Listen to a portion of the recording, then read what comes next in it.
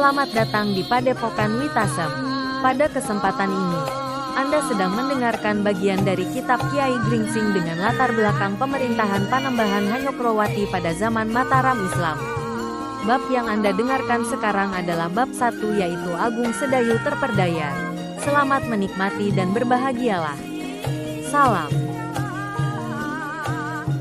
Anda sedang mendengarkan Kitab Kiai Gringsing bab 1, Agung Sedayu Terperdaya. Ki Garuwesi sepertinya telah menduga bahwa kedatangannya telah diketahui seseorang yang tidak ia kenal sebelumnya. Ia menarik napas dalam-dalam. Ketika semakin dekat, ia mengatakan, seperti inilah yang selalu berulang. Seorang yang mumpuni selalu meninggalkan harta yang layak untuk diperebutkan. Sebelum kita lahir di dunia, ilmu peninggalan Toh Kuning dan Ken Arok menjadi perebutan banyak orang. Tak jarang terjadi perkelahian besar antar perguruan. Setiap orang bersaing untuk menjadi yang terbaik dari zaman ke zaman. Kemudian tampil seseorang di barisan depan sebagai orang yang layak disebut sebagai yang terbaik. Begitulah kehidupan yang terjadi dalam olah kanuragan. Ki Jayaraga menghela napas panjang. Ia memandang lurus orang yang berdiri sekitar 5 langkah di hadapannya. Kau banyak berdalih sejak kedatanganmu pertama kali di rumah ini. Kau berkata tentang 3 muridku yang terbunuh oleh Agung Sedayu. Kemudian kau mengumbar bualan mengenai Kitab Kiai Gringsing. Berkata Ki Jayaraga, dan kau sebarkan kebohongan pada rakyat menoreh tentang sikap Ki Gede. Kiai, jangan mendustai hati sendiri, sahut Ki Garuwesi. Kiai sudah barang tentu mempunyai sakit dalam hati yang mungkin belum sembuh hingga sekarang. Namun Kiai tidak berdaya menghadapi Agung Sedayu yang membiarkan guru dari musuhnya untuk mencari sesuap nasi di tanah ini. Kau dapat berbicara apa saja, Ki Garuwesi. Bahkan kau dapat menghindari cara yang wajar yang semestinya dilakukan oleh orang-orang berusia lanjut seperti saat ini.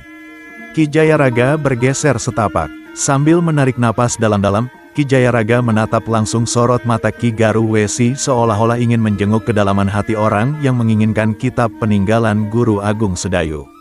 Kemudian ia berkata, Ki Garuwesi, seringkali apa yang terlihat oleh mata dan terbayang lekat dalam benak sama sekali bukanlah tujuan akhir dari usia yang kita jalani.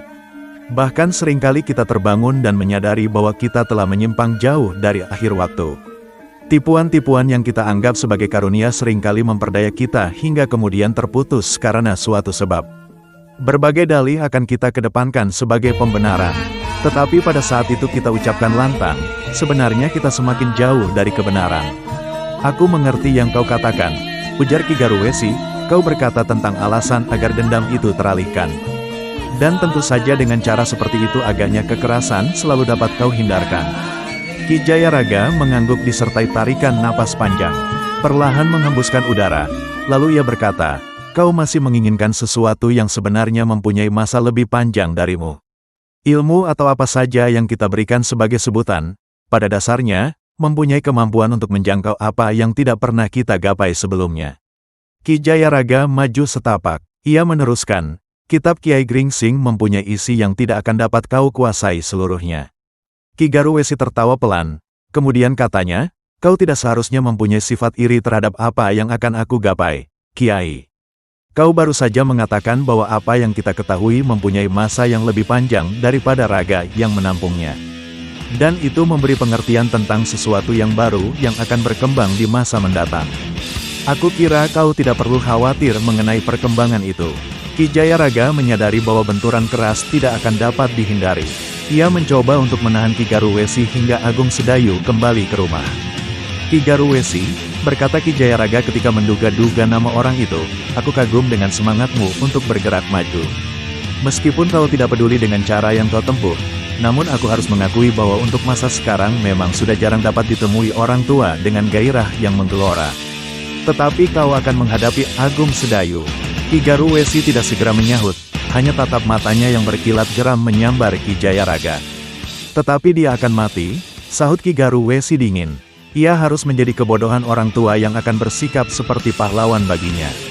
Kau benar-benar lupa diri, Kisanak. Ki Jayaraga yang kemudian melihat bagian belakang Ki Garuwesi.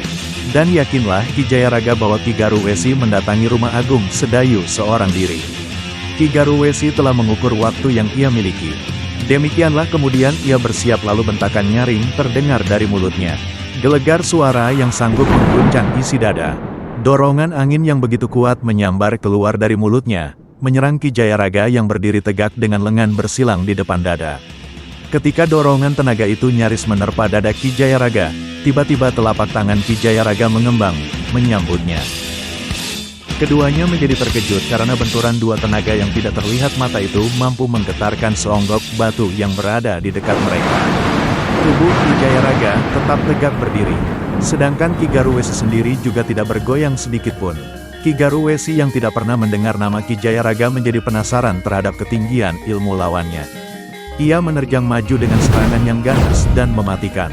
Terkadang ia melambari serangannya dengan bentakan-bentakan keras yang menggetarkan seisi halaman rumah. Namun Ki Jayaraga masih belum sepenuhnya mengerahkan kemampuannya. Ia masih berupaya untuk mengulur waktu sekaligus berusaha memancing lawannya agar menyerangnya semakin ganas dan tajam. Meskipun serangan Ki Garuwesi ganas dan tajam, tetapi sebenarnya ia tidak terlalu banyak bergeser tempat. Hanya tangan dan kakinya yang menyambar setiap bagian tubuh yang berbahaya. Maka yang terlihat adalah gerakan-gerakan sederhana yang mematikan sehingga tak jarang terjadi benturan-benturan yang sangat keras. Ki Garuwesi lambat laun menyadari apabila lawannya hanya mengulur waktu karena Ki Jayaraga tidak sekalipun membuat serangan yang berbahaya.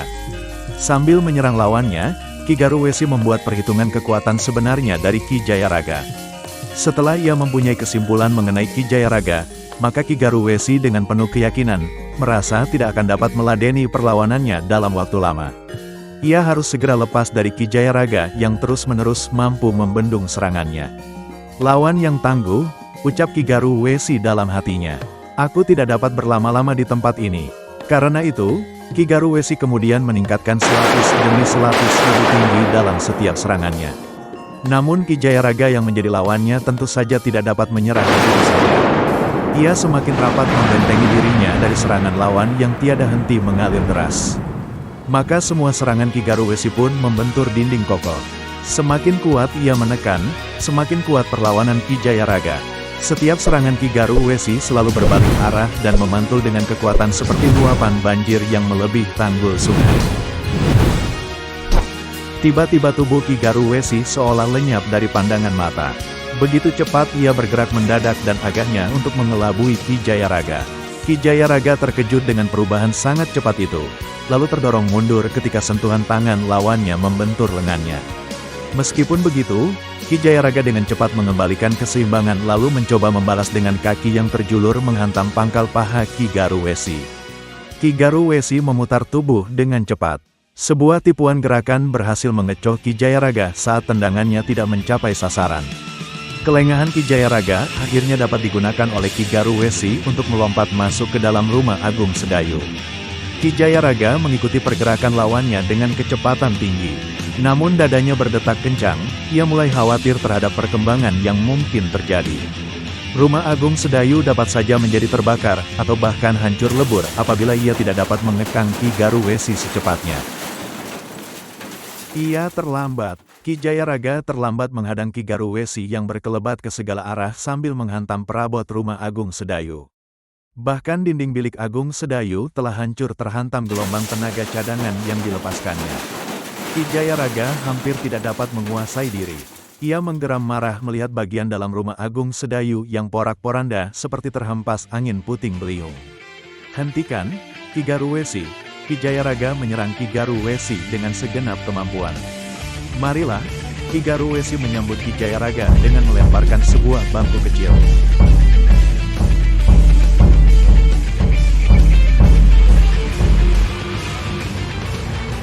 Segera ditayangkan di website tansaheling.com.